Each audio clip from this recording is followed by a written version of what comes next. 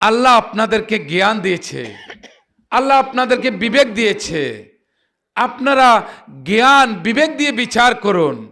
আপনি একটি মানুষ, আপনি যদি মানুষ দাবি করেন, আপনি কোরআন সুন্নাহ মোতাবেকে চলতে হবে। আপনি যদি আপনার ভিতরে যদি মনুষ্যত্ব থাকে, আপনি স্বাধীনতার যে শহীদেরা যে চিন্তা চেতনা ছিল, তারা যে চিন্তা করে এদের স্বাধীন করেছিল মানুষের অধিকারের জন্য, মানুষের মত প্রকাশ করার জন্য, সেদিকে আপনাকে লক্ষ্য করতে হবে, সেটা বিশ্বাস করতে হবে। সে বিশ্বাস যদি আপনি করেন, আপনার ভিতরে বৈষম্য জিনিস থাকতে পারে না। আপনার ভাই অন্য মতের লোক হতে পারে, অন্য ধর্মের লোক হতে পারে, তাকে আপনি অন্যায়ভাবে মারতে পারেন না। আপনার মতে না মিলতে পারে, অন্য মুসলিম ভাইকে আপনি কবর থেকে এনে আপনি জ্বালিয়ে দিতে পারেন না। অন্য ধর্মের ভাই হয়তো বুঝে হোক না বুঝে হোক আমাদের ইসলাম নিয়ে, আমার প্রিয় নবী সাল্লাল্লাহু আলাইহি সাল্লামকে নিয়ে যদি কটূক্তি করে, আমরা সেই হিসেবে ছাড় দেব না। কিন্তু আমাদের দেশে আইন শৃঙ্খলা বাহিনী রয়েছে, ঠিক কিনা? ইসলামে আইন বহির্ভূত কাউকে হত্যা করার অধিকার কাউকে দেয় নাই। ইসলাম তা বিশ্বাস করে না। ইসলাম একটি শান্তির ধর্ম। ইসলাম কিসের ধর্ম?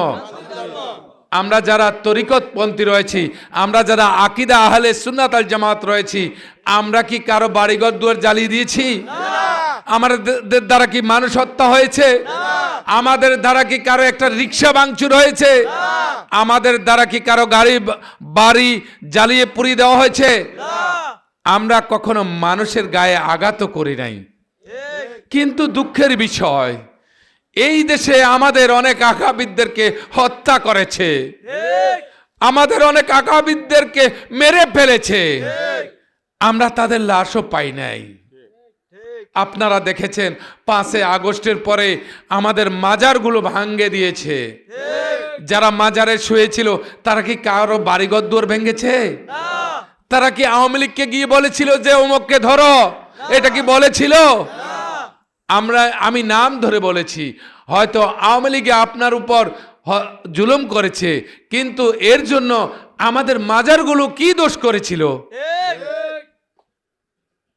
আমরা তো কোনোদিনও আপনার ঘরে একটা ঢিল মারি নাই, আমরা তো কোনো মানুষকে হত্যা করি নাই।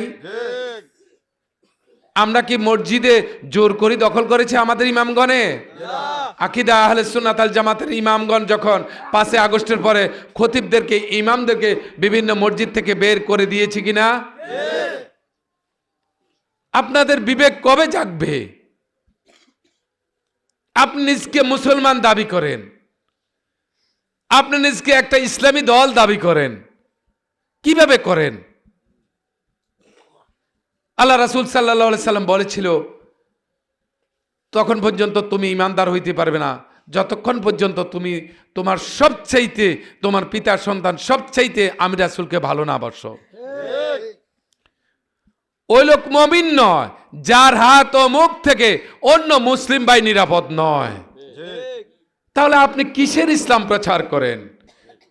আপনি তো সেই ইসলামই আমাকে মনে হয় ওই এজিদের ইসলাম, যে ইসলামের পতাকা তলে বহু হাফেজ ছিল, বহু মুফতি ছিল, কিন্তু রাসূল সাল্লাল্লাহু আলাইহি সাল্লাম আওলাদকে হত্যা করেছিল। সে কারবালাতে শিশু বাচ্চাকেও তারা জীবিত রাখে নাই, পানি দেয় নাই, সেও তো মুসলিম ছিল। আপনাদের বিবেক কবে জাগবে?